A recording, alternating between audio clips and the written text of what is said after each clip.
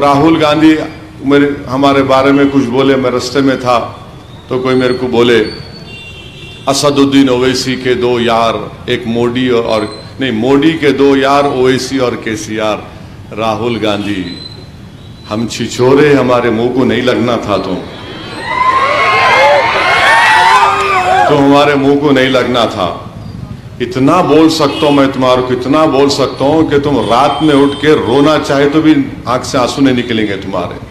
चलो अब पहला जुमला सुनो। राहुल के दो प्यार, एक इटली एक मोदी। राहुल के दो प्यार, एक इटली एक मोदी। इटली क्यों? उनकी अम्मा वहां से आई। मोदी क्यों? क्योंकि मोदी उनकी ताकत है। मोदी के लिए राहुल ताकत है। तो राहुल के दो प्यार, एक इटली और एक मोदी। अब राहुल ये बताओ, अमेठी तुम्हारी सहेली क्यों नहीं है? और उसका जिम्मेदार कांग्रेस की हथेली है या इसमें कोई पहेली है? बताइए आप कैसे अमेठी हार गए? क्या राज था उसमें? अमेठी आपकी सहेली नहीं बनी, स्मृति ईरानी को सहेली बना लिया। तो क्या इसमें कांग्रेस की हथेली है या किसी और की पहेली है? राहुल गांधी, आपसे मैं अपील कर रहा हूं, आप 50 साल के हो गए, अकेले मत रहो। अकेले रहेंगे ना तो ऐसी दिखता यार यार यार दिखता आपको। अगर घर में कोई प्यार है तो आप अच्छे रहते।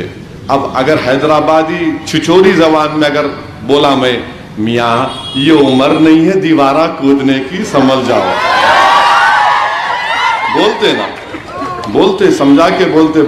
अब इन्हें सुन रहे ही नहीं।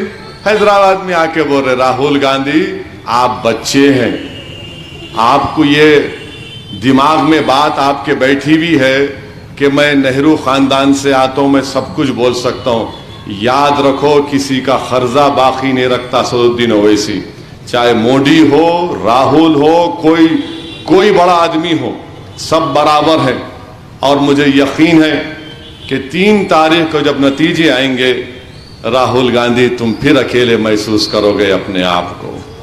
कर लो राहुल गांधी, कुछ तो कर लो। तुम अपना फ्रस्ट्रेशन हमारे पे क्यों निकाल रहे हो? अभी भी वक्त है। देखो, एक आदमी अकेला है, पूरा देश परेशान है। आप उसके साथ जोड़ीदार क्यों बनना चाह रहे हैं? देश की फिक्र करो।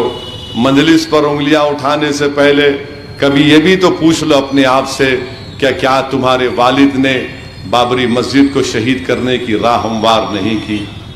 क्या तुम्हारी दादी जिम्मेदार नहीं है?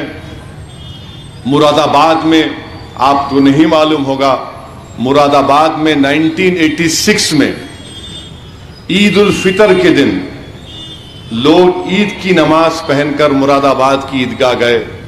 390 लोगों की लाशें अपने घर को वापस आई थी। पुलिस की फायरिंग हुई थी। ये कोई नहीं बोलता आपको। मैं उस मुकाम पर गया हूं। मुरादाबाद में एक मर्तबा में तकरीर में बात बोला तो जलसे के बाद जब जा रहा था तो 2 ज़ईफ लोग गाड़ी के सामने आके रुक गए और बोले उतरो। मैं उतर गया। बोले बेटा गले लग जा। मेरा गले लग गया। बोले क्या? मैंने पूछा क्या हुआ, क्या क्या क्या माजरा क्या है? तो बोले असदुद्दीन ओवैसी, तुमको याद है, ये दुनिया भूल गई, मैं उस वक्त 16, 17, 18 साल का था। मैं ईद की नमाज पढ़ने नए कपड़े पहनकर गया था। मैंने अपने बाप को खोया, अपने भाई को खोया उस दिन। आप हैं ये? आप बताओ, ये आपका हाथ का पंजा जो है, इस हाथ का पंजा साफ नहीं है राहुल गांधी। बहुत इसमें, इस तुम्हारे इस हाथ के पंजे ने बहुत से उनकी जिंदगी बर्बाद की।